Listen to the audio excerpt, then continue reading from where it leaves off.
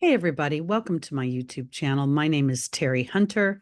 I'm an intuitive astrologer, and I'm here today to talk about the first eclipse of 2024. This is a full moon lunar eclipse at 5 degrees of Libra. This is very significant because it is in conjunction with the supergalactic center. The themes of this eclipse are relationships, a sense of peace, a sense of harmony, cooperation, justice, civility, diplomacy, but mostly the themes about how we perpetrate those energies for ourselves, the relationships we have with ourselves, and then that relationship we take into our relationship with others.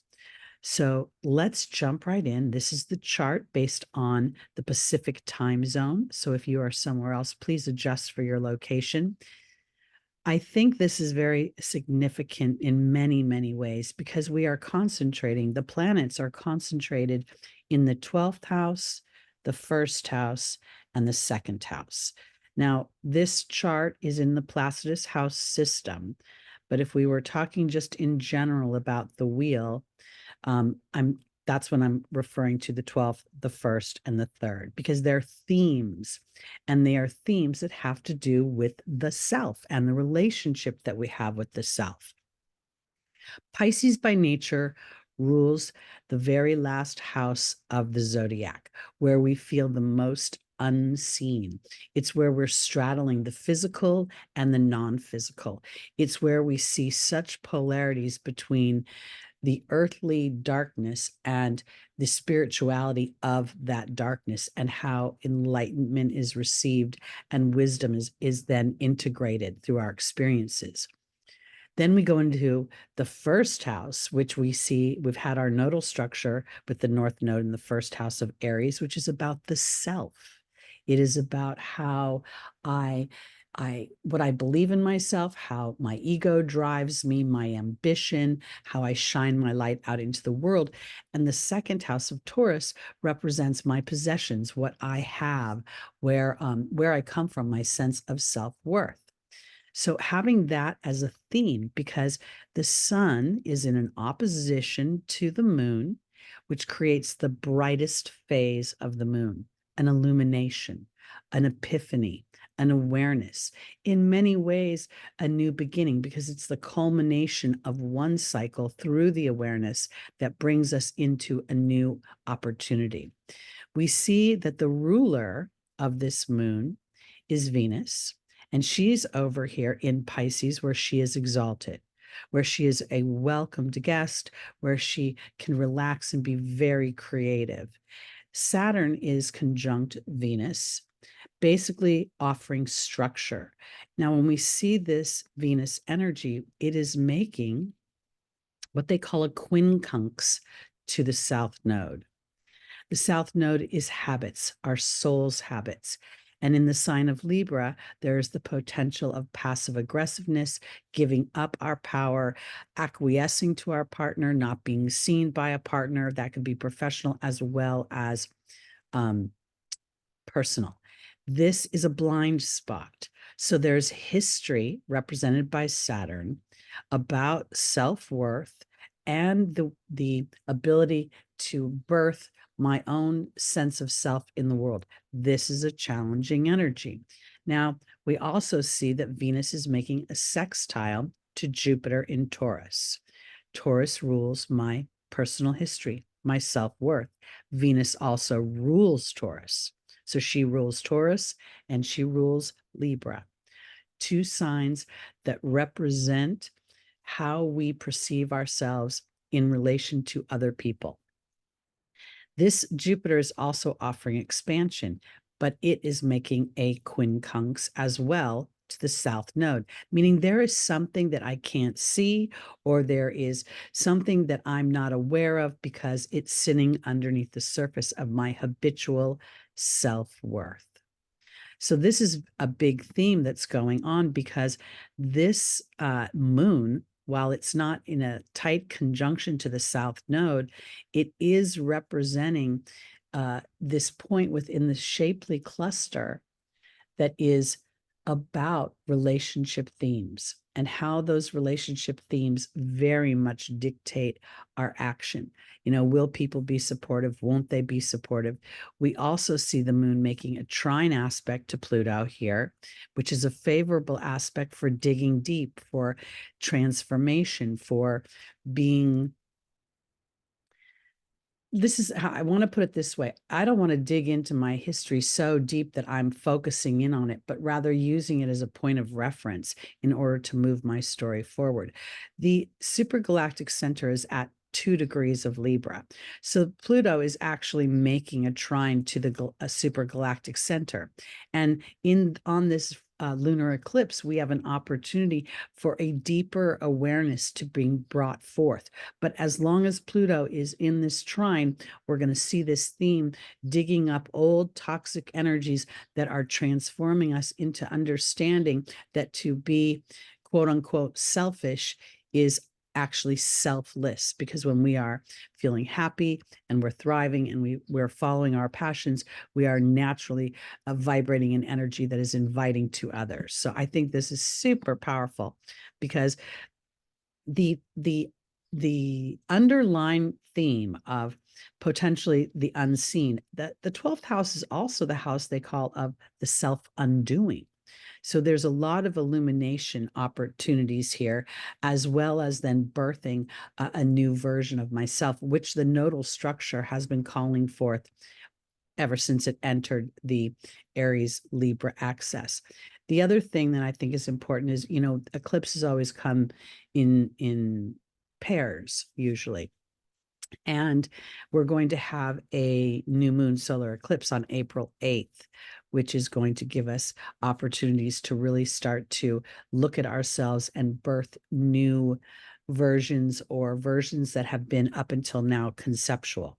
We also will see that while this is the day of the lunar eclipse, Mercury is making an aspect to Eris. Eris is Mars's little sister. This is where she is. This energy is that of a street fighter, of standing up for the underdog, standing up for what she believes in. And here, I think this is about Mercury rules so many things, and communication is one of them. But here at the Aquarian degree, it feels as if I want to stand up for a new way of being, a new way of thinking, a new daily routine that's more aligned to what brings me passion, because that's what Venus, the ruler of this lunar eclipse, has been chatting with Saturn about, well, ever since she pretty much entered Pisces. The conversation got very tight when she was, obviously exact, but we were looking at this about 9 degrees and all the way through up until the day of this eclipse. I hope that makes sense. I also want to point out that the eclipse is at 5 degrees of Libra.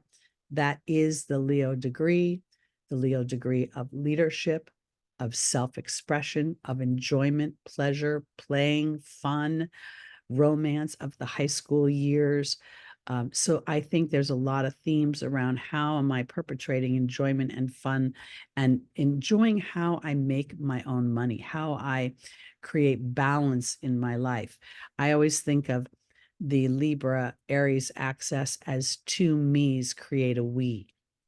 And that's what's being offered as the nodal structure goes through this axis. I also want to point out that, the growing conjunction between Jupiter and Uranus is offering in many ways people to actually materialize resources, money, bounty from their belief in themselves, and then birthing that potentially through technology, through the internet, or just by liberating yourself from any of the chains that have held you back, which we see here. While I want to offer it this way: the quincunx is a blind spot in some ways, but you can feel the underbelly of it. It's almost like something nags underneath, but you can't quite put your finger on it.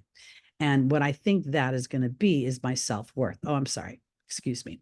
Because we see Venus is in a quincunx, and Jupiter, both representing expansion and money, both representing, a higher version of myself, and creating the life that I want. Now, I want to offer this too, because often when we use the words creativity, we think of artists, we think of musicians. Creativity is really anything that we produce from our own joy, from our own enthusiasm, from our own inspirations. And Taurus is very much a builder, using my own skills. Pisces is a dreamer. And the opportunity we have here is to be egoless to the opinions of others while we anchor into what is important to us. That's the North Node in Aries. And I think as we get closer and closer to this conjunction, that we're going to feel this energy in the material world. And those that are standing in awareness and co-creation with the universe will experience it in the material. And as Jupiter moves into Gemini in late May, this is really an expansion of your network, expansion of your thoughts. Jupiter is not in its highest energy in Gemini. It's in what they call detriment. But this is also giving Jupiter an opportunity to recognize the balance between the broad thoughts and the details.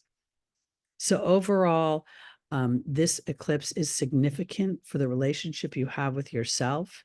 There could be the potential that certain relationships may come to fruition. And I think upon examination, that could be a result of not really having a healthy relationship with the self. If there's a need attached, if there's a sense of security that is over eclipsing, no pun intended, or trumping an authentic emotion.